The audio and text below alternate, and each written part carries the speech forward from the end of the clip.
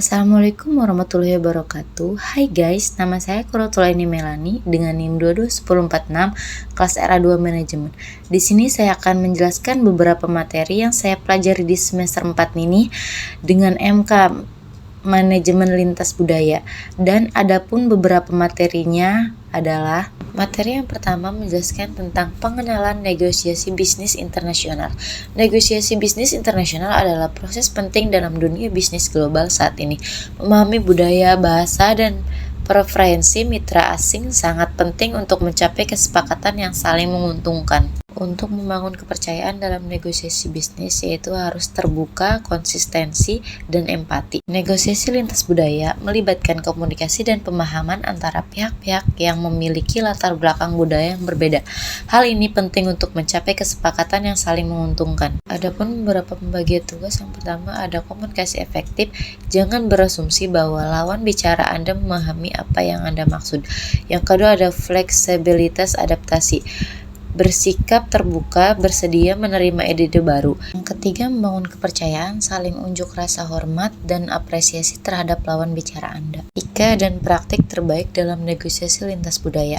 Hargai perbedaan budaya, tunjukkan rasa hormat terhadap norma, nilai, dan tradisi budaya mitra negosiasi Anda.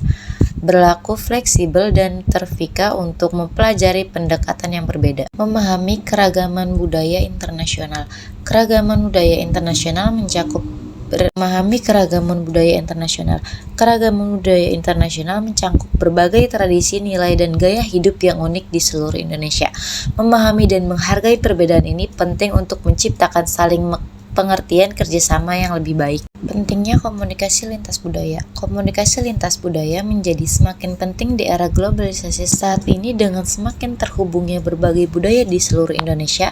Kemampuan untuk memahami dan berinteraksi secara efektif melintas perbedaan budaya menjadi kunci kesuksesan dalam berbagai bidang, baik bisnis, politik, maupun sosial. Selain itu, ada pun tantangan dalam komunikasi lintas budaya, yaitu dalam berinteraksi dengan orang-orang luar belakang budaya yang berbeda. Terdapat beberapa tantangan yang perlu dihadapi. Perbedaan bahasa, nilai, norma, dan persepsi dapat menimbulkan kesalahpahaman dan komunikasi yang tidak efektif. Memahami pembangunan inklusif.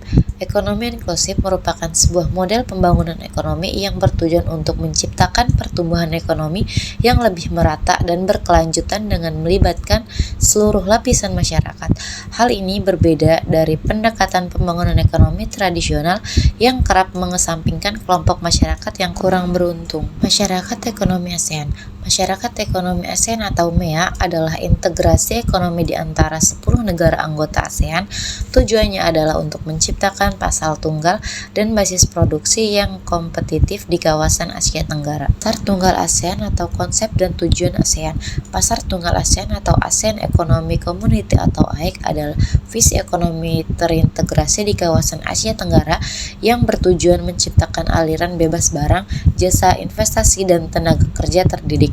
Hal ini diharapkan dapat meningkatkan saing ASEAN di pasar global. Strategi Indonesia menghadapi MEA. Indonesia telah menyiapkan berbagai strategi untuk mengoptimalkan manfaat dan meminimalkan dampak negatif dari masyarakat ekonomi ASEAN atau MEA. Tantangan ekonomi bagi pemerintah. Pemerintah Indonesia menghadapi sejumlah tantangan ekonomi yang kompleks, termasuk pengurangan subsidi energi, peningkatan kesejahteraan buruh, menciptakan lapangan kerja, membangun sektor pertanian, dan pengelolaan utang luar negeri. Adapun strategi pemerintah dalam mengatasi tantangan ekonomi, yang pertama ada reformasi subsidi, yang kedua ada investasi infrastruktur, yang ketiga ada peningkatan daya saing. Mungkin cukup sekian, terima kasih. Kurang dan lebihnya saya mohon maaf. Wabillahi taufiq wal hidayah. Wassalamualaikum warahmatullahi wabarakatuh.